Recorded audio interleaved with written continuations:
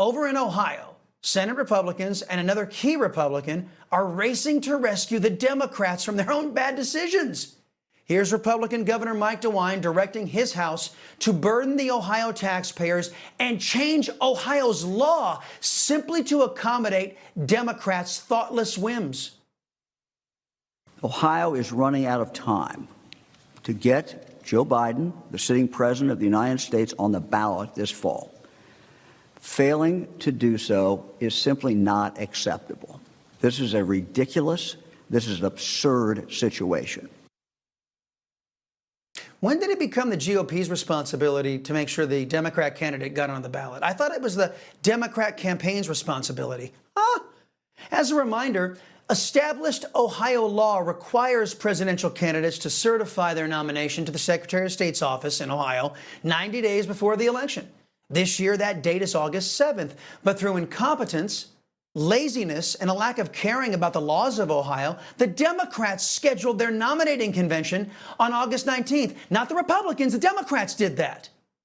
In my view, the Democrats expect Ohio to change their entire state's laws because Democrats can't read a calendar. Joining me now is Ohio State Representative DJ Swearingen. Representative, welcome. For the record, we reached out to Governor DeWine, who has been on this show before, and to top Senate GOP leaders to explain where I'm going wrong on all this. We never heard back from the Senate, and the governor was unavailable today. Representative, just help me understand where the governor and your Senate is coming from. Why do Republicans feel the urgent need to change your entire state's laws rather than, I don't know, the Democrats rescheduling their convention? Well, Chris, I wish I had an answer for you on that issue. But most importantly, what I want to point out is I've been in the legislature for 5 years. I haven't had one emergency session ever called during my 5 years in office. And that includes COVID, when we had our businesses shuttered, an election was canceled, and we had our individual liberties trampled by an executive branch in Ohio. And still, we never had emergency session during that. So now you're going to tell me that we need to have an emergency session to come in and vote on this issue. I find that very far-fetched. Well, I'm kind of with you, Representative. I mean, the very idea that Republicans think it's an emergency, that the Democrats are so stupid they can't read a calendar. I would really like to ask Governor DeWine, what's the emergency? Now, give me your sense of the Republicans in the Ohio House. Would their voters support bailing out the Democrats after they tried to unconstitutionally throw President Trump off the ballot in several other states?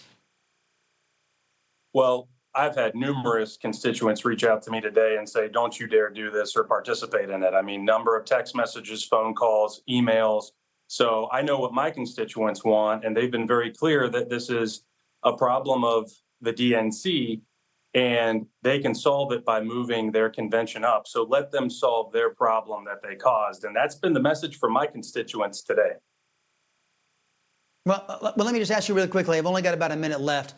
Has the governor's office talked to your office to explain his position? We really wanted to ask him where I was going wrong on my analysis of the situation and get his perspective. Has he told you why he thinks it's so urgent to save the Democrats after they really screwed this up?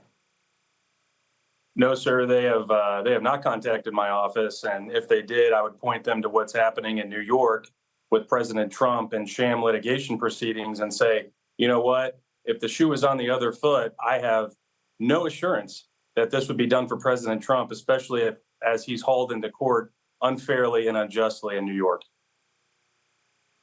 That's a fair point. Tell me one Democrat governor in the United States that would call a special session to make sure that President Trump got on the ballot.